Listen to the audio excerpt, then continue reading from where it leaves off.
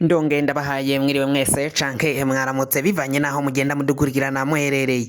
Mwese mudukurikira muherereye mu bihugu vy'amakungu ya kure cane cane abadukurikira muherereye ngaho ku migabane itandukanye y'isi, mwese muri ngaho ku mugabane w'abanyamerika, abari hirya nino ku mugabane w'abanyaburaya mu bihugu bitandukanye nk'Ubwongereza, Ubudagi, Ubufaransa, Ubwongereza navuze Ububirigi, abari ngaho muri Australia, mwese kandi mudukurikira muherereye ngaho ku mugabane wazia mu bihugu bitandukanye, abari ngaho muri Omani, Katari na Arabia Saudite, mwese mudukurikira muherereye mu bihugu vy'ibibanyi, abari ngaho mu buseruko, mu burengero, mu bumanuko no mu buraruko, intara z'igihugu cacu c'u Burundi, abari mu Cankuzo, Kirundo, Makamba, Bururi, Mwaro, Karuzi, mwese kandi mudukurikira muherereye ngaho mu Rumonge, badukurikira muri Cibitoke, Kayanza na Ngozi, mwese muri mu ntara ya Rutana, Muramvya, abari ngaho muri Bujumbura Meri, Bujumbura Rirare, namwe mwese muri mugwa mukuru wa politike Igitega, mwese ndabahaye kaze. Fyonda subscribe niba ukoresha ururimi rw'icongereza canke niba ukoresha ururimi rw'igifaransa, fyonda sabone hamuca ujya ngaho iburyo ufyone no kwa kantu kameze nk'agakengeri, amakuru n'ibiganiro vyacu bizaje biragushikira umwanya ku mwanya.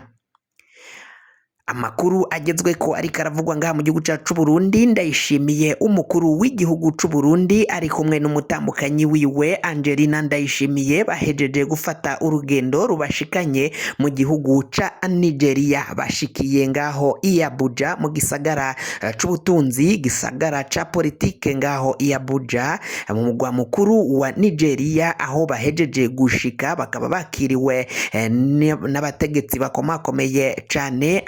Abasirikari bagize imihango ya gisirikare bakira umukuru w'igihugu c'u Burundi Varisito Ndayishimiye, nkuko muriko muravyirabira ku masanamu twabashikirije. Ndayishimiye rero akigera ngaho muri Abuja muri Nigeria, akaba agize vyinshi yatangaje ngaho ku kibuga c'indege, aho yaciye yakigwa na bamwe mu bategetsi, akaba yitavye ibirori vyo kuzorahiza umukuru w'igihugu ca Nigeria Buhari yaciye atogwa muri mu matora bahejejemwo iminsi, akazorahira ejo ku munsi kw'igenekerezo rya 29 Rusama. Ivyo rero bikaba vyibonekeza ko umubano w'igihugu c'u Burundi n'igihugu ca Nigeria ari ntakomwakomwa, ukaba wongera ushigikirwa n'umukuru w'igihugu mu bikorwa bagenda bagiragirana.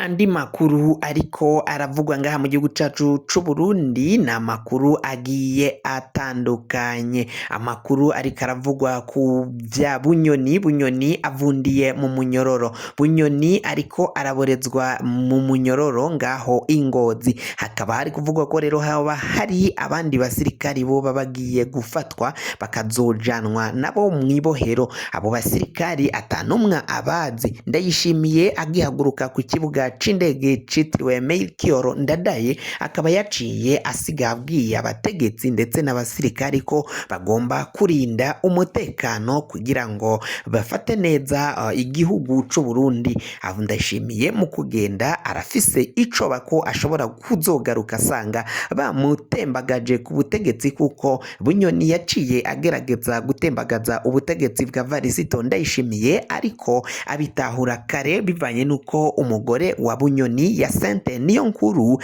yaciye aja mw'ishengero atangura kwigamba ko agiye kuzoba umwamikazi w'igihugu. Ndayishimiye nawe yaciye avyumva kare, abitahura kare, aca amenya ko hari umugambi wo kumutembagaza ku butegetsi. Ni mu gihe abandi basirikari nabo bakora mwiperereza nabo bagenda babwira Ndayishimiye ko hoba hari umugambi wo gutembagaza ubutegetsi, ariko atari yatahura neza na neza abari bawurimo. Uwari yamaze gutahurwa yari Bunyoni, yagenda ashigwa mu majwi ko yipfuza ikibanza c'umukuru w'igihugu, yipfuza kuja kwicara muri ntari rushatsi. Yagomba kubibona rero abicishije mu gutembagaza ubutegetsi, bivanye nuko yagomba guhabwa ico kibanza, ariko Ndayishimiye n'umuhisi Petero Nkurunziza bakaba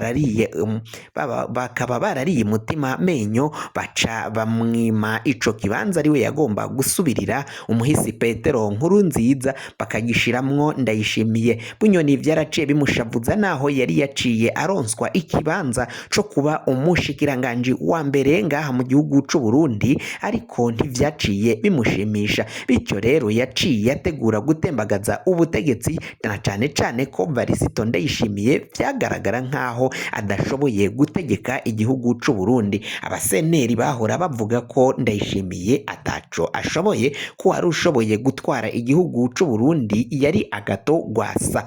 Ndayishimiye rero akaba ahimiriza abarundi bose gufatana mu nda kugira ngo babandanye barinda igihugu cabo c'u Burundi, barabe ko atangwano n'indyane zazosubira kuba ngaha mu gihugu c'u Burundi. Abasirikari yaraciye abaduza mu mishahara kugira ngo arabe ko boguma kumucungerera umutekano hatazogira umuvana ku butegetsi. Fyonda subscribe niba ukoresha ururimi rw'icongereza canke niba ukoresha ururimi rw'igifaransa, fyonda sabone hamuca ujya ngaha iburyo ufyone no kwako kantu kameze nk'agakengeri, amakuru n'ibiganiro tugenda tugutororokaniriza umwanya ku mwanya azaje aragushikira aho wibereye hose mu Burundi.